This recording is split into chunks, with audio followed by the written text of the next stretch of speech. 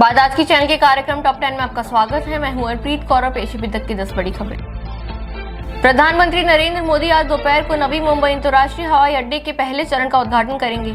इसके अलावा महानगर वासियों को भूमिगत मेट्रो 3 एका लाइन की सौगात देंगे। वे 8 और 9 अक्टूबर को महाराष्ट्र में रहेंगे और इस दौरान कई विकास परियोजनाओं का उद्घाटन और लोकार्पण करेंगे। प्रधानमंत्री कार्यालय के मुताबिक पीएम बुधवार को दोपहर 3 बजे नवी मुंबई पहुंचेंगे, जहां नवी मुंबई अंतर्राष्ट्रीय हवाई अड्डे का निरीक्षण करेंगे। इसके बाद 3:30 बजे हवाई अड्डे का उद्घाटन भी करेंगे। मोदी एक जनसभा को भी संबोधित करेंगे और मुंबई में ब्रिटिश प्रधानमंत्री सर कीर स्टारमर से भी मिलेंगे। जयपुर जिले के दूदू क्षेत्र में मुकामपुर के पास मंगलवार रात 10 बजे एक खौफनाक हादसा हुआ। एलपीजी सिलेंडरों से भरे खड़े ट्रक को एक केमिकल टैंकर ने जोरदार टक्कर मार दी। टक्कर लगते ही टैंकर के कैबिन में आग लग गई, जो तेजी से ट्रक तक फैल गई। आग सिलेंडरों तक पहुंची तो एक के बाद एक करीब 200 गैस सिलेंडरों में विस्फोट हो गया। धमाकों की आवाज 10 किलोमीटर दूर तक सुनाई दी और कुछ सिलेंडर 500 मीटर दूर खेतों तक जा गिरे। प्रत्यक्षदर्शियों के अनुसार टैंकर चालक ने आरटीओ वाहन को देखकर अचानक ढाबे की ओर मोड़ काटा और सामने खड़े गैस सिलेंडर से लदे ट्रक में भिड़ गया। हादसे में टैंकर चालक जिंदा जल गया। हाईवे पर दोनों ओर ट्रैफिक रोकना पड़ा, जिसे आज सुबह करीब 4:30 बजे दोबारा खोला गया। वायुसेना आज अपना 93वां स्थापना दिवस मनाने जा रही है। इस दौरान ऑपरेशन सिंदूर के योद्धाओं पर देश की नजर रहेगी। मुख्य आयोजन गाजियाबाद के हिंडन एयरफोर्स स्टेशन पर होगा। यह पहला अवसर है जब वायुसेना एक आयोजन को 2 हिस्से में कर रही है। हिंडन एयरबेस पर वायुसैनिकों की परेड और वायुसेना प्रमुख air chief marshal AP Singh का उद्बोधन होगा, जबकि लड़ाकू विमानों और हेलीकॉप्टरों के हवाई करतब का प्रदर्शन गुवाहाटी में किया जाएगा। इस बार समारोह का मुख्य आकर्षण वायुसेना के वो योद्धा होंगे जिन्होंने मई में ऑपरेशन सिंदूर के दौरान पाकिस्तानी वायुसेना के छक्के छुड़ाने में अहम भूमिका निभाई।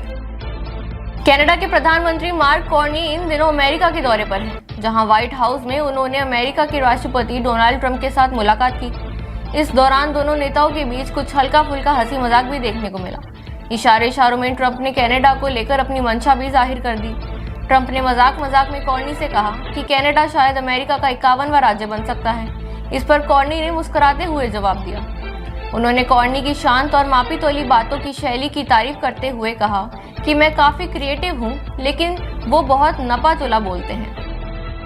भारत एक बार फिर डिजिटल दुनिया में अपनी ताकत दिखाने जा रहा है। प्रधानमंत्री नरेंद्र मोदी आज दिल्ली के द्वारका स्थित यशोभूमि कन्वेंशन सेंटर में इंडिया मोबाइल कांग्रेस 2025 का उद्घाटन करेंगे। यह आयोजन एशिया का सबसे बड़ा टेक्नोलॉजी और इनोवेशन फोरम माना जा रहा है, जहां भारत की तकनीकी प्रगति और डिजिटल नेतृत्व दुनिया के सामने पेश होगी। इस साल के कार्यक्रम में 150 से अधिक देशों के 1.5 लाख से ज्यादा आगंतुक और 7,000 प्रतिनिधि शामिल होंगे। सपा अध्यक्ष अखिलेश यादव आज पूर्व कैबिनेट मंत्री आजम खां से मिलने रामपुर जाएंगे। वे चार्टर प्लेन से बरेली के अमोसी एयरपोर्ट पर उतरेंगे, फिर वहां से कार से रामपुर जाएंगे। अखिलेश के कार्यक्रम के मद्देनजर जहां बरेली और रामपुर के पार्टी कार्यकर्ताओं में विशेष उत्साह है, वहीं दोनों जिलों का प्रशासन भी पूरी तरह से चौकस है। हाल ही में जेल से छूटने के बाद आजम खां के कई और ठिकाना ढूंढने की खबरें सुर्खियां बटोर रही हैं। माना जा रहा है कि अखिलेश के उनसे मिलने जाने के साथ ही इन चर्चाओं पर काफी हद तक विराम लग जाएगा। साथ ही अखिलेश यादव ये संदेश भी देना चाहते हैं कि सपा में आजम खां जैसे पार्टी संस्थापक सदस्यों का पूरा सम्मान है।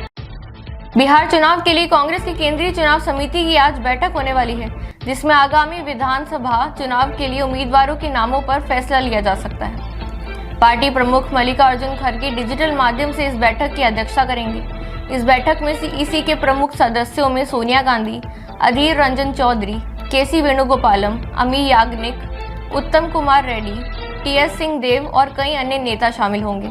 लोकसभा में विपक्ष के नेता राहुल गांधी भी इस बैठक में ऑनलाइन शामिल होंगे। अयोध्या में आज दक्षिण भारत के श्रीराम भक्ति आंदोलन की 3 प्रमुख संतों क्रमशः त्यागराज स्वामी, पुरबंदर दास व अरुणाचल दास की मूर्तियों के साथ नवनिर्मित बृहस्पति कुंड का अनावरण एवं लोकार्पण होगा।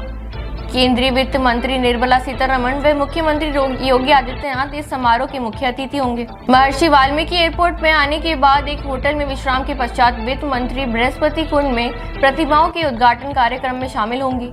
वहीं मुख्यमंत्री योगी आदित्यनाथ का लगभग 3 बजे रामकथा पार्क के हेलीपैड पर आगमन होगा।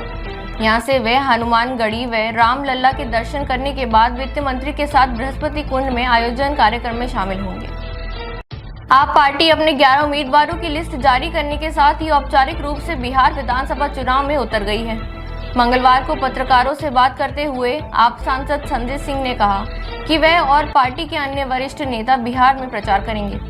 बिहार विधानसभा चुनाव में सत्तारूढ़ एनडीए महागठबंधन और प्रशांत किशोर के जनसुराज के बीच त्रिकोणीय मुकाबला होने की उम्मीद है। जनसुराज ने उन्हीं मुद्दों को उठाया है जिनकी वकालत आम आदमी पार्टी करती रही है।